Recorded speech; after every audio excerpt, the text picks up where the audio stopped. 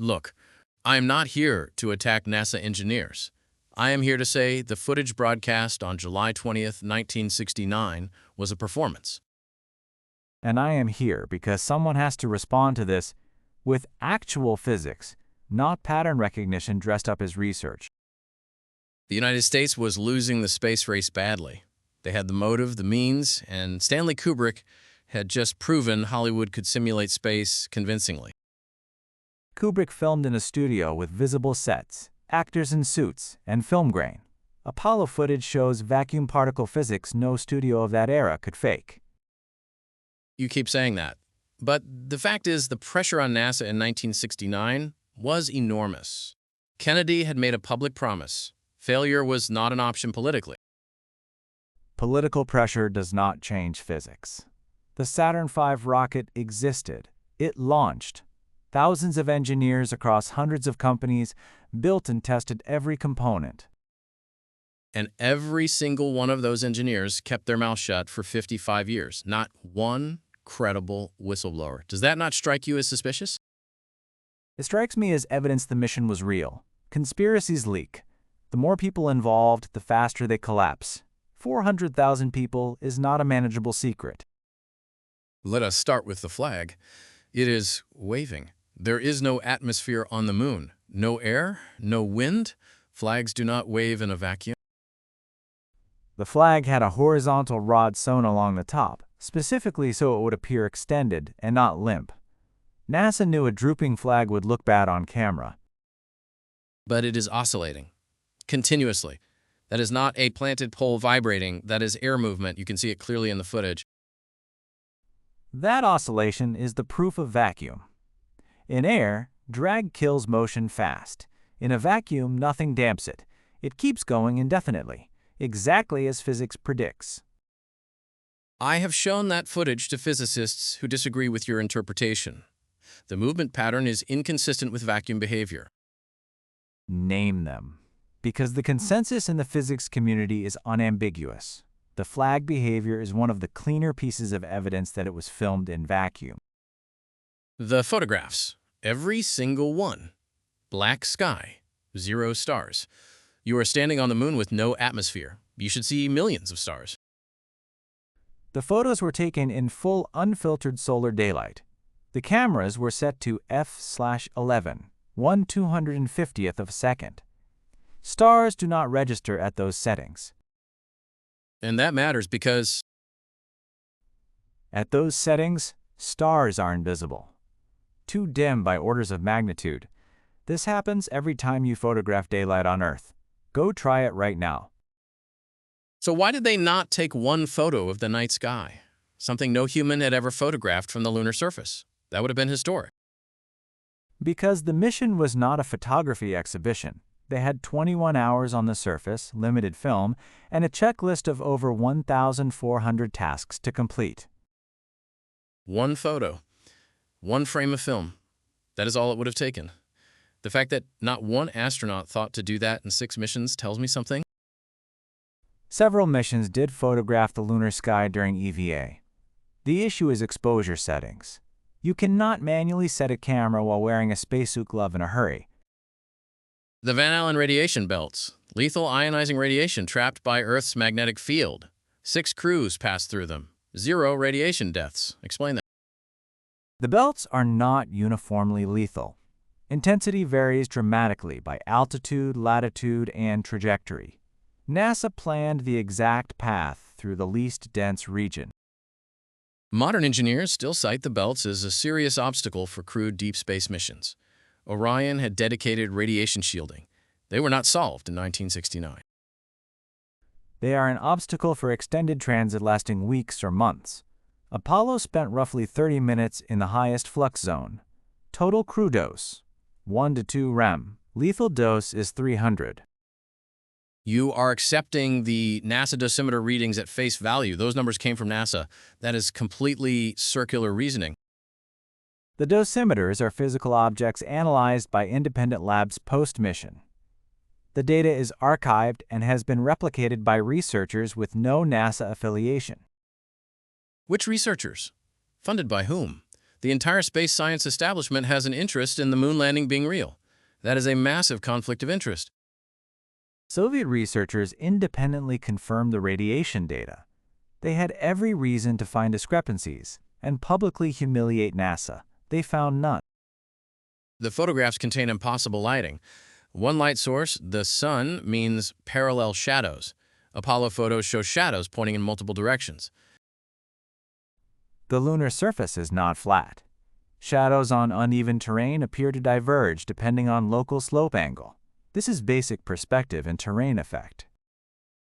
Professional photographers and cinematographers have analyzed these images frame by frame. The lighting is consistent with multiple studio fill lights, not a single source. Those photographers assumed a flat, matte floor. The moon has albedo. It reflects light. The white suits reflect light. That is a natural fill system built entirely by physics. You are saying the moon itself was acting as a fill light. That is a convenient explanation for every lighting anomaly in every single photograph. It is not convenient. It is what the optics predict. You can replicate these lighting conditions in a simulator using a single light source and reflective ground. The lunar module. 10,000 pounds of thrust pointed straight down at undisturbed regolith that has not been touched in billions of years. No crater. The descent engine was throttled to approximately 3,000 pounds at touchdown, and in a vacuum, exhaust expands radially outward in all directions, not straight down.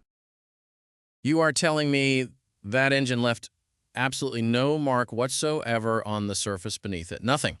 On pristine, ancient dust. It left a wide, shallow dispersal pattern exactly as pre-mission models predicted. There is visible surface scour on the landing pad photographs, just no concentrated blast crater. The footprints bother me too. Perfect crisp footprints in what should be dry vacuum dust. Dust does not hold shape like that without moisture. Lunar regolith is composed of sharp angular particles with interlocking edges. It holds shape under compression without moisture. This has been verified extensively in labs. Kubrick, 2001, A Space Odyssey, released 1968, 1 year before Apollo 11. He demonstrated that Hollywood could simulate space convincingly. Then he was approached. The Kubrick confession video has been forensically identified as a performance piece by a Kubrick lookalike. The man on screen is not Stanley Kubrick. This is documented. His daughter confirmed his paranoid tendencies. The Shining, room 237.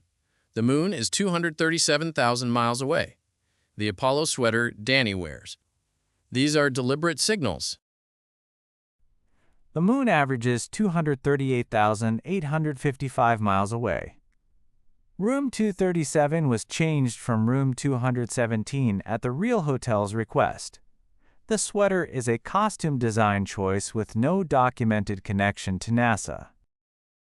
You keep explaining individual data points, but the pattern across dozens of films and interviews suggests Kubrick was communicating something he could not say directly. That is unfalsifiable. Any evidence against it becomes part of the cover. That is not analysis. That is a closed interpretive loop. In 2006, NASA admitted the original Apollo 11 telemetry tapes were lost, the most important footage in human history. Gone. You do not accidentally lose that. It was a catastrophic archival failure, and I will not defend it. NASA reused magnetic tapes in the 1970s and 80s due to budget cuts. It was negligent. It was not evidence of fakery. The most watched event in human history, and you reuse the tapes. That strains credibility beyond the breaking point. NASA lost moon rocks, too, through theft and mismanagement. Institutional failure is not the same as conspiracy. Organizations lose things, especially under budget pressure. Like what independent evidence actually exists? Because every piece I have seen traces back to NASA as the original source. The Parkes Observatory in Australia independently received the signal. The Bochum Observatory in West Germany tracked the mission. Japan's Kashima Station confirmed the transmissions. All of those stations were told what frequencies to monitor by NASA. They received a signal. That does not prove the signal originated from the moon. The signal timing matched the distance to the moon precisely, a 2.6-second round-trip delay. You cannot fake that delay from a studio on Earth. The Soviets had their own reasons for silence: Cold War diplomacy, back-channel agreements. You cannot use their silence as proof of a genuine mission. You can absolutely use it. They had full motivation to expose a hoax and full technical capability to detect one independently. They chose to accept the landing. That is significant. The crosshairs. Hasselblad cameras had reticles etched directly onto the lens plate. In multiple photographs, the crosshair appears behind foreground objects. That is physically impossible. That anomaly appears only in third and fourth generation print copies, where high-contrast crosshairs wash out in bright highlight regions. Original negatives show crosshairs on top. Always. I have seen alleged originals that show the same anomaly. You are asking me to trust NASA's chain of custody on the very evidence in question. The Library of Congress holds independent copies. The Smithsonian holds independent copies. Multiple international archives hold independent copies. Check them yourself. The Sea Rock. A rock with a letter C stamped on it, that is a prop house marking. That is how film sets label their dressing pieces. That mark appears on a single widely circulated scan of a photographic copy. The original NASA negative has no marking. It is a dust speck or fiber on the copy. Examined and closed. The footage speed. Film analysts have confirmed that the moonwalk footage is slow-motion Earth footage played back at half speed with specifically trained movement patterns. Slow down the Apollo footage and look at the dust, the arc of thrown particles, the fall rate of objects. These match 1/6 gravity vacuum ballistics exactly. You cannot fake that. You can if you know what you are doing. A trained movement coach and the right film speed can produce remarkably convincing results. Not for the dust. Dust in atmosphere behaves completely differently. It drifts, it swirls, it catches air. Lunar dust in the footage falls in perfect vacuum arcs every single time. Pete is good at this, a clean technical answer for every single anomaly. But I want to ask you something directly. Do you believe governments are capable of large-scale deception? Yes, absolutely. Gulf of Tonkin. WMDs. COINTELPRO. The history is clear, but the existence of government deception does not make every disputed event a government deception. The motive was enormous. The Cold War stakes were existential. The technical capability existed through Kubrick. The cover-up infrastructure existed through the national security state. The retroreflectors are still on the moon. Any observatory with a sufficiently powerful laser can bounce a signal off them right now and measure the distance to the centimeter. Placed there by a robotic mission NASA has conveniently never fully documented. That is a non-falsifiable escape hatch, and you know it. Documented by the ALSEP scientific package data, which was independently monitored by universities for years after the missions. The data stream did not come from Earth orbit. At what point did you decide to stop asking questions? That is what I want viewers to take away, not my conclusions, the questions themselves. I ask questions constantly. The difference is I follow evidence to conclusions, rather than conclusions to evidence. Every physical claim made today has a physical answer. Governments lie. They have always lied. And the bigger the lie, the more resources they bring to maintaining it. That is the lesson of history. A hoax this scale requires 400,000 people keeping a secret for 55 years. 0 credible deathbed confessions. Soviet intelligence deceived in real time. The conspiracy requires more impossibilities than the mission itself. Or it requires that most of those 400,000 people genuinely believed they were working on a real mission and only a small inner circle knew the truth. That inner circle would have to include every tracking station operator, every independent radio astronomer, every Soviet intelligence analyst, and every subsequent astronomer who used the retroreflectors. The circle has no edge. I will give you this. You are consistent. But consistency is not the same as truth. I will keep asking the questions. That is all I have ever done.